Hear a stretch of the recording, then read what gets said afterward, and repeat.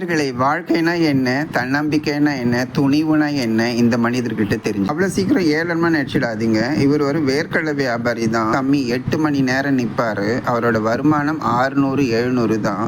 ஆனா ஒத்த காலில் நின்றுட்டு இருப்பார் தன் குடும்பத்துக்காக, தன்னுடைய குடும்பம், மனைவி, மக்களுக்காக நின்றுட்டு. இந்த உடம்பு, உடல், பொருள், ஆவி எல்லாமே, வலி கிளி எல்லாமே என்னுடைய குழந்தைகளுக்காக தான். என் குழந்தைகளுக்காக நான் எது வேணாலும் செய்வேன், எனக்கு அதை பற்றி கவலையே கிடையாதுன்னு சொல்லிட்டு குழந்தைங்களுக்காக வாழக்கூடிய படிப்பறிவே இல்லாத இந்த தந்தைக்கு படிப்பை கொடுத்த தான் குழந்தைக்காக எவ்வளோ ஏங்குவாங்கன்றது அந்த குழந்தைங்க ஒரு நிமிஷம் கூட யோசிக்க மாட்டேன்றாங்க. தாய், தகப்பன், கூட பிறந்தவங்க யாருமே இல்லை.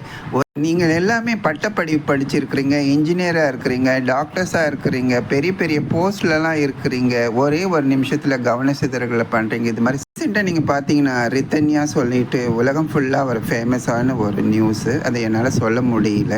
அந்த மாதிரியெல்லாம் வாழ்க்கைக்கெல்லாம் போயிடாதீங்க தயவு செஞ்சு.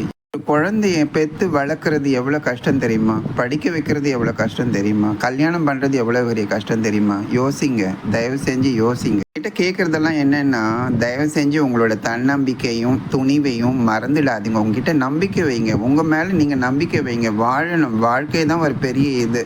என்ன எவ்வளோ படிச்சிருக்கிறீங்க, எவ்வளோ பெரிய பதவியில் இருக்கிறீங்க, சின்ன ஒரு நிமிஷத்துக்காக இது பண்ணிடுங்க. யோசனை, நம்பிக்கை ஒரு பெரிய பிரதானமான தைரியத்தை வளர்த்து கொள்ளுங்கள். சம்பாதிக்கலாம் எவ்வளோ காலம் வேண்டாலும். தைரியம் இல்லை என்றால் எல்லாமே வேஸ்ட்டு தான். அதனால தன்னோட வாழ்க்கையெல்லாம் இது பண்ணிக்கூடாது. தயவு செஞ்சு நம்பிக்கையோட